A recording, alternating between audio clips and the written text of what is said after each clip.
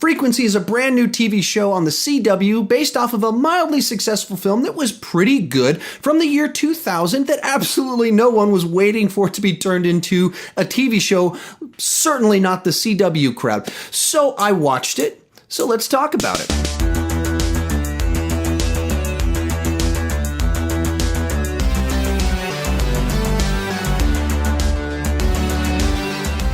I'd actually forgotten they were turning this into a TV series until just a few weeks ago. A guy named Cody that I follow here on YouTube put out a video called the Top 5 Rundown of Time Travel Films. He mentioned this TV series in there because he mentioned the movie in there, and I went, oh yeah, I want to check that out. Not because I think it's going to be good, but I'm just curious, what are they going to do with this? So, in the year 2016, a cop lady discovers she can talk to her dead father using his old radio.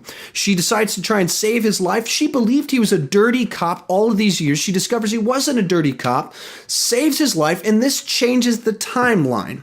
This isn't terribly different from the original film in that he was a firefighter that died in a burning building. Here he was a cop who died doing an undercover sting operation. In both the movie and the TV series, the timeline is affected when he's saved, and they're trying to unravel the consequences of that. So as for the good, this is probably the least CW show I've ever seen. So most of those kind of CW-isms of really pretty people in their 20s that can barely act, there's always the goofy sidekick character, then the real overt CW-ism, so there's always parties, there's rich people doing rich people things, melodrama, taking a premise that's highly fantastical and making the storylines all about people's love lives.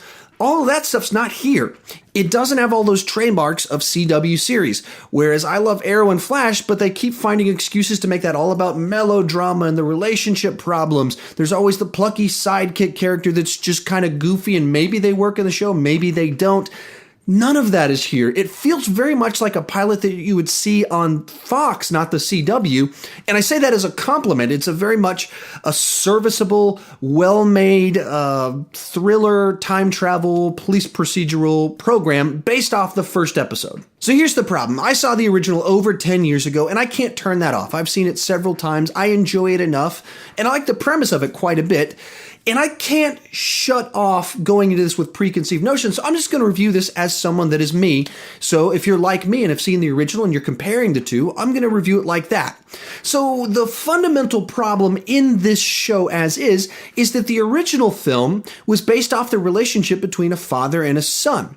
And there's very deep emotional resonance in the idea of a child growing up without getting to be there with a parent and then gaining access to that parent they did not know. So my father died when I was 20. And perhaps that's something you've gone through as well. And you go through life just cherishing little moments where you get to discover something new about your father or your mother that you didn't know beforehand, because you don't get to ask them things. You don't get to have those experiences with them. And so there's a deep resonance within the story of discovering a parent that you'd never got to know. And that's at the core of the basic premise of the film. The film was really all about a son getting to talk to his father and just how incredibly powerful that is. And so then they get two great actors in there, the very charismatic and likable Dennis Quaid, and then you've got Jim Cavizel, who's just plays like a sweetness, just a sadness without coming off mopey, without coming emo or any of those types of things or brooding. He just has a sadness to him while still being so happy and joyful. And you got those two actors, and it's all about their relationship and him getting something he did not get to have growing up in life, which was a relationship with his father. Then they needed a plot to kind of fill in the gaps that kind of runs you through a plot line. What's the story, the beginning, middle, and end of this? And so then they had to have this kind of story about a serial killer and the timeline changing. What do you do with that? That's why that plotline was there. Was kind of not very memorable. When you talk about the movie Frequency, what people say, oh yeah, that movie with Dennis Quaid, Jim Cavizel, where it's the father and the son, they actually get to talk over radio. Kind of goofy, but pretty cool and kind of sweet, sentimental, just a really good movie. You don't talk about the plotline about a serial killer and murders and things like that.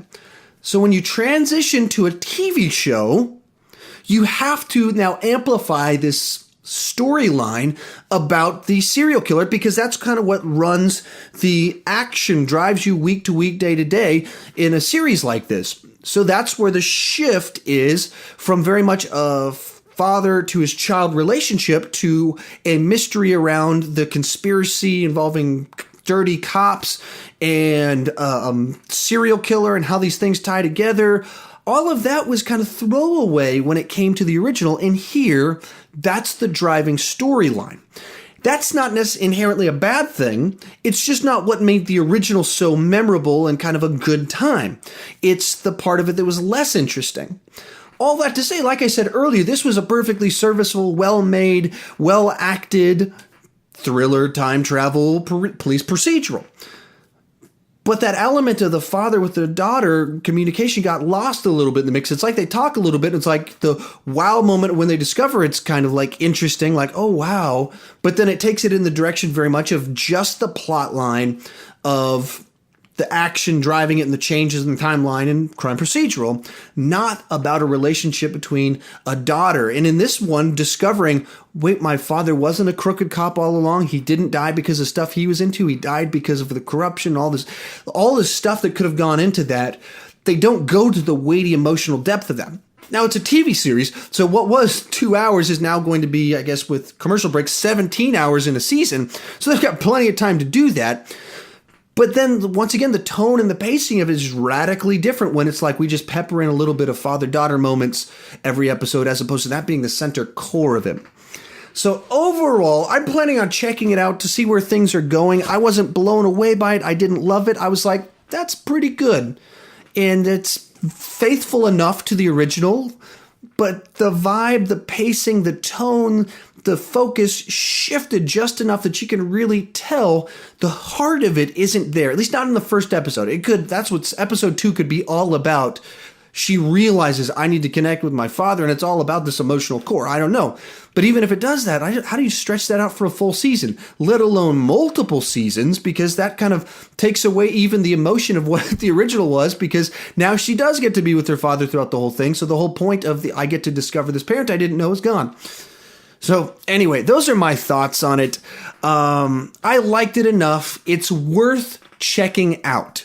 It's worth enjoying. So with all that said, how about you? Have you seen the original? If you've seen the original, what did you think about this take? Was it just kind of a cheap cash grab adaptation of a movie into a TV series, or was there a little bit more to it?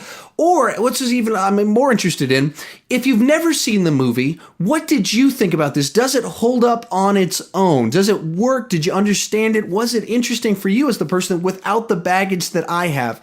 What did you think about it? Because I don't want to just talk about TV. I want to talk about TV shows with you. So please comment in the comment section. Let's have a great conversation about it. If you're new to my channel and you've never clicked that subscribe button, if you like my opinions, my take, my thoughts, I would be so happy if you would click that subscribe button.